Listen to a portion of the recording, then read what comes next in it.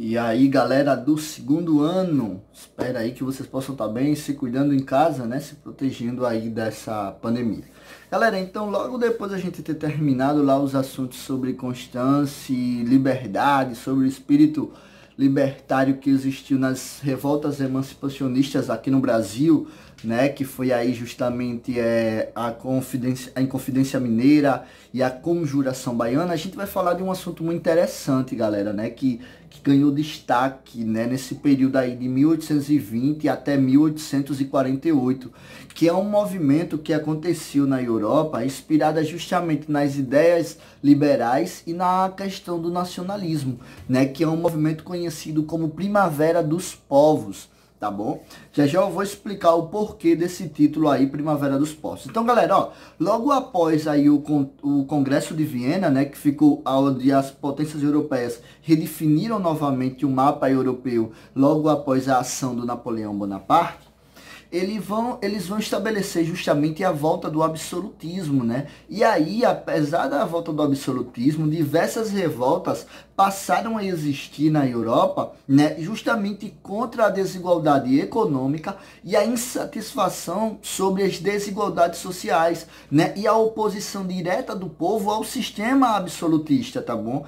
Essas ideias, como eu já falei para vocês, elas eram justamente inspiradas justamente nessa questão liberal, né, nas ideias liberais e na questão também do nacionalismo, tá bom? Então, uma série de revoltas que vão ocorrer na Europa a partir do século XIX em função da disseminação da ideia liberal, tá bom? Então, você tem o quadro propício para isso. Por quê? Porque há uma insatisfação direta do povo contra o absolutismo real, beleza? Então, em 1848, né, essa revolta ela vai ter começo justamente na França, né, em diversos países da Europa, como a Hungria, a Itália, a Alemanha, né, a Áustria, a antiga Prússia, né, que é a atual, como eu já falei para vocês, a própria Alemanha aí. Então, esse conjunto de revoltas que eu estava falando para vocês, ele vai receber o nome justamente de Primavera dos Portos, porque para a sociedade europeia dessa época, ela vai simbolizar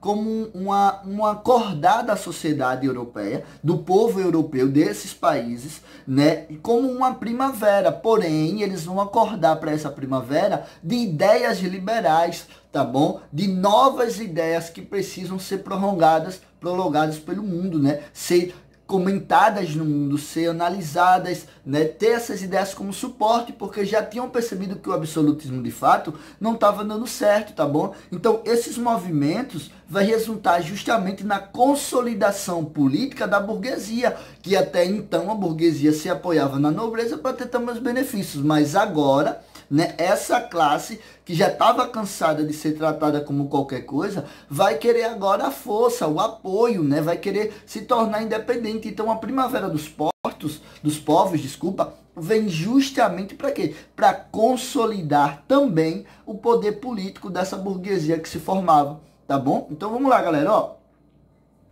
Primeira coisa que a gente tem que falar é da França, né? A França foi justamente o país pioneiro nesse sentido. Por quê? Pelo cenário já da Revolução Francesa, lá em 1779, né?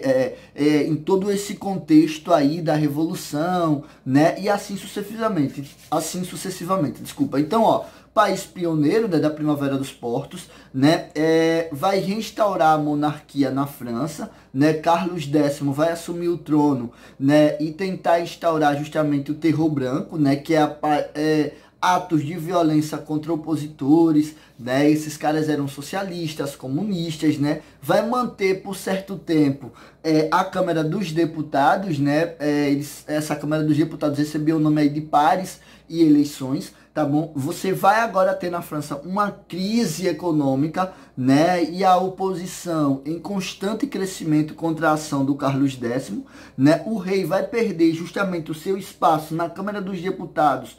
Por conta disso, o que é que ele vai fazer? Não, se eu não tenho mais espaço aqui, eu vou fechar. E ele vai fechar a Câmara dos Deputados. E isso aí vai fomentar ainda mais a oposição, tá bom? Com tudo isso que vai acontecer, a oposição consegue, né, exilar aí o Carlos X, tá bom? E aí você vai ter uma nova monarquia na França, né, no reinado de Luís Felipe de Orleans. Era um rei burguês, tá bom? Que concordou com um governo liberal, né, um governo totalmente liberal e uma monarquia parlamentar, tá bom? Isso aí vai ocorrer entre os anos de 1830 até 1848. Luís Felipe vai governar também para a alta burguesia, né? Vai desagradar os demais setores da sociedade francesa e entre uma das medidas, né, ele vai estabelecer aí o voto censitário, né, o fim da censura e o fim também do catolicismo como religião oficial da França, tá bom?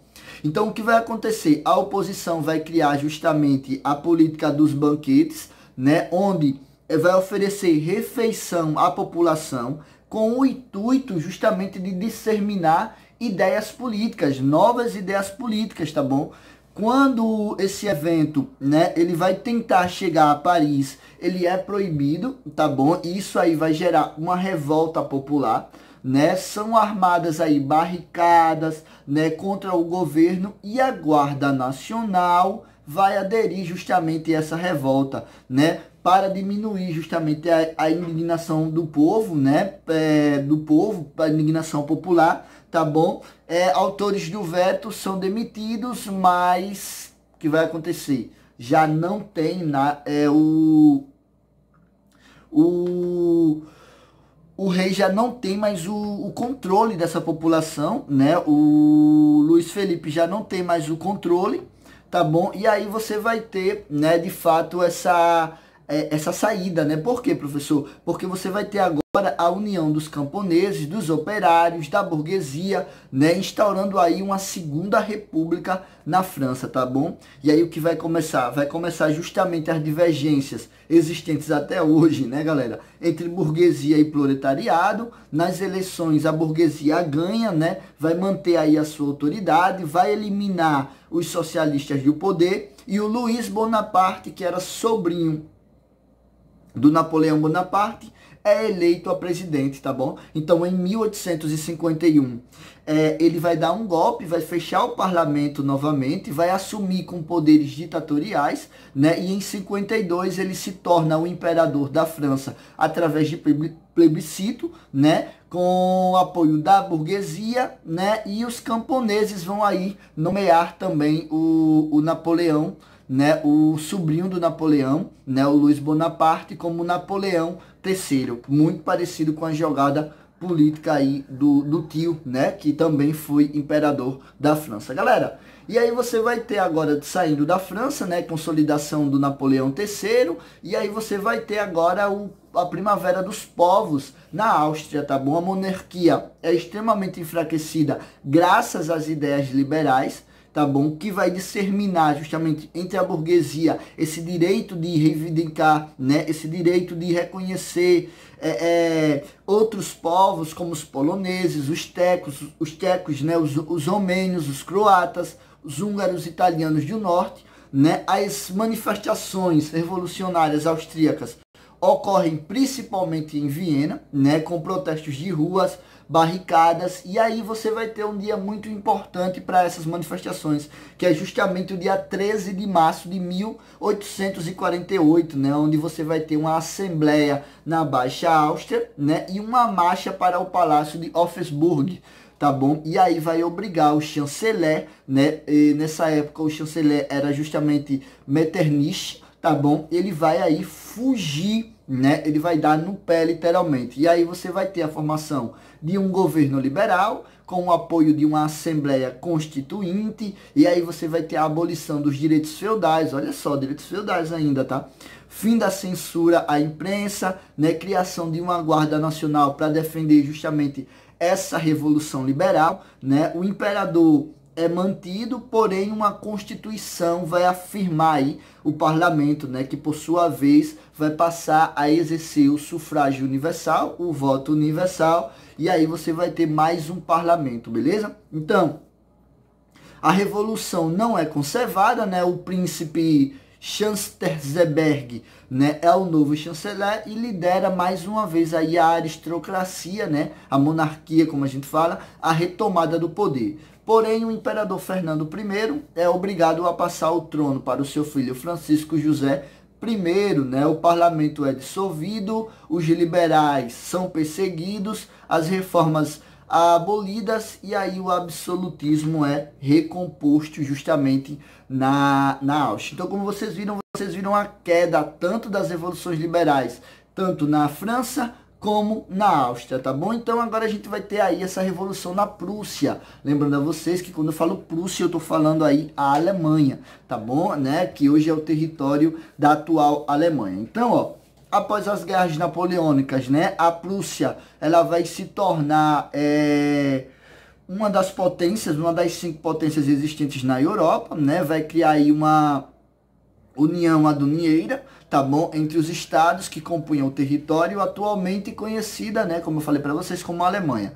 A economia prussiana vai ser desenvolvida rapidamente, mas a política não seguia o mesmo ritmo, né? A política ainda era mantido aí o regime absolutista, porém não tinha uma constituição, tá bom? Então, o rei Frederico Guilherme IV, né, continua governando sem uma constituição, mas começa a ter aí problemas constantes nessa questão da administração financeira. E em 1848, né, as safras vão ser totalmente ruins, os alimentos vão aumentar o seu valor, causando agora de fato um desconforto geral entre os trabalhadores urbanos.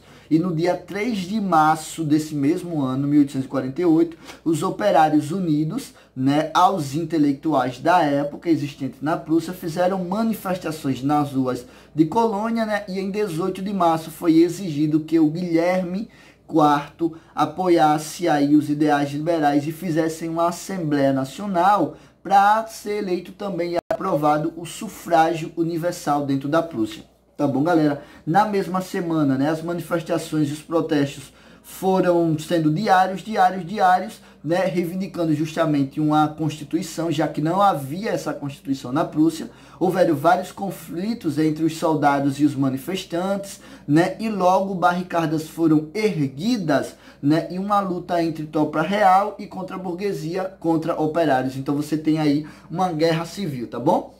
As revoltas foram exterminadas pelas tropas reais e o rei procurou fugir das responsabilidades pelo massacre, né? Como sempre, os líderes sempre tentam sair dessa ideia, ah, não foi eu, eles fizeram, né? Então o que vai acontecer? As tropas foram retiradas das cidades e o povo passou aí a controlar, né, a ser controlado por uma milícia civil. O rei reconheceu publicamente em 1849, né, uma nova constituição, foi redigida justamente essa constituição. A burguesia tentou tomar o controle da revolução e unificar os estados alemães, né? O movimento ele vai se expandir justamente por toda a Alemanha, enquanto o parlamento debatia, né, acima a ideia da nova Constituição, tá bom? Então aí latifundiários, príncipes articularam justamente uma contra-revolução, até porque não era bom para esses caras, né, príncipes, essa nobreza e esses caras que ainda viviam da terra, né, aqueles caras que ainda restavam dos aspectos feudais. E em 18 de maio, né, o parlamento foi reunido em Frankfurt, né, que teve o resultado a extinção dos direitos feudais e o aumento das liberdades políticas, né? Também houveram aí propostas defendendo a república ou a monarquia, tendo como defensor, né, a participação da Áustria, né, que defendia justamente a exclusão aí, a saída da Áustria, tá bom? O acordo final foi a instituição de uma monarquia federal, ou mais uma vez uma vitória aí da monarquia.